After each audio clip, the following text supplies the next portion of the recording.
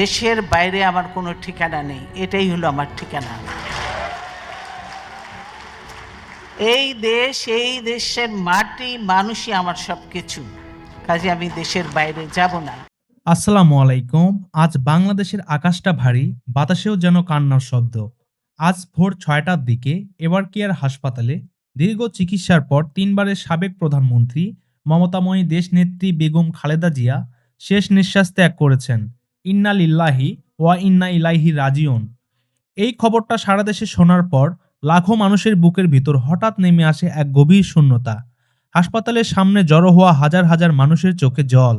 দীর্ঘ শ্বাস নিয়ে সবার মুখে একটাই কথা, আল্লাহ যেন আমাদের নেত্রীকে ভালো রাখেন। দেশনেত্রী বেগম খালেদা জিয়া ছিলেন শহীদ রাষ্ট্রপতি জিয়াউর রহমানের স্ত্রী। স্বামী ও তার ছোট সন্তানকে হারানোর পর তিনি কখনো ভেঙে পড়েননি। নিজের কষ্ট বুকে চেপে রেখে তিনি দাঁড়িয়েছিলেন দেশের মানুষের জন্য। তার রাজনীতির পথ চলাটা অনেক কঠিন ছিল। কখনো আন্দোলন, কখনো সংগ্রাম, আবার কখনো কারাবাস জীবন। সবকিছু উপেক্ষা করে তিনি কখনো পিছু হাঁটেননি। তিনি বাংলাদেশের মানুষের উদ্দেশ্যে বারবার বলতেন, এই দেশটা যেন মানুষের হাতে থাকে, ভোটের অধিকার যেন মানুষের কাছেই থাকে, বাংলাদেশ যেন ন্যায় আর গণতন্ত্রের পথে থাকে। তার এই কথাগুলোর মাধ্যমে তিনি বাংলাদেশের সর্বশ্রেণী মানুষের হৃদয়ে একজন মমতাময়ী দেশনেত্রী হিসেবে জায়গা করে নিয়েছিলেন। তার বড় ছেলে জনাব তারেক রহমান দীর্ঘ ১৭ বছর প্রবাস জীবনের অবসান ঘটিয়ে গত ২৫শে ডিসেম্বর বাংলাদেশে এসেছেন। তিনি তার মায়ের মৃত্যুতে আবেগময় হয়ে গভীর শোক প্রকাশ করেছেন। তিনি সবার উদ্দেশ্যে তার মায়ের রুহের মাগফিরাতের জন্য দোয়া চেয়েছেন।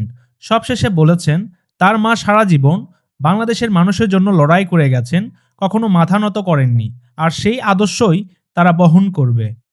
বাংলাদেশ জাতীয়তাবাদী দল বিএনপির দলীয় সকল নেতাকর্মীরাও আজ ভেঙে পড়েছেন।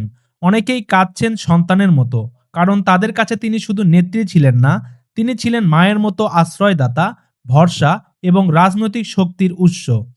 বেগম খালেদা জিয়ার মৃত্যুর খবরে বিশ্বের অনেক রাষ্ট্রের শীর্ষ নেতারা যোগাযোগ মাধ্যমে শোক প্রকাশ করেছেন। বাংলাদেশের রাষ্ট্রপক্ষ থেকেও শোক জানানো হয়েছে এবং ৩ দিনের রাষ্ট্রীয় শোক ঘোষণা করা হয়েছে।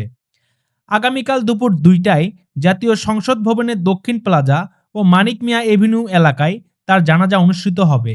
সেখানেই দেশের সর্বস্তরের মানুষের শেষ শ্রদ্ধা জানানোর পর তার প্রিয় স্বামী শহীদ রাষ্ট্রপতি জিয়াউর রহমানের কবরের পাশে দাফন করা হবে। বাংলাদেশের মানুষ শুধু একজন নেত্রীকে হারিয়ে ফেলেননি, হারিয়ে ফেলেছে একটি সংগ্রামের গল্পকে, একজন মমতাময়ী মাকে, একজন সাহসী নারীকে।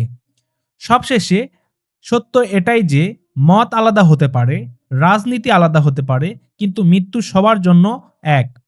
বেগম খালেদা জিয়া, আপনি চলে গেছেন, কিন্তু আপনার নাম, আপনার সংগ্রাম, আপনার কথা বাংলাদেশের মানুষের হৃদয়ে থেকে যাবে হাজার হাজার বছর। আল্লাহ আপনাকে শান্তিতে রাখুক এবং জান্নাত নসিব করুক। আর এই দেশ যেন একদিন সেই স্বপ্নের বাংলাদেশ হয়, যে স্বপ্ন আপনি বাংলাদেশের মানুষের চোখে দেখতে চেয়েছিলেন।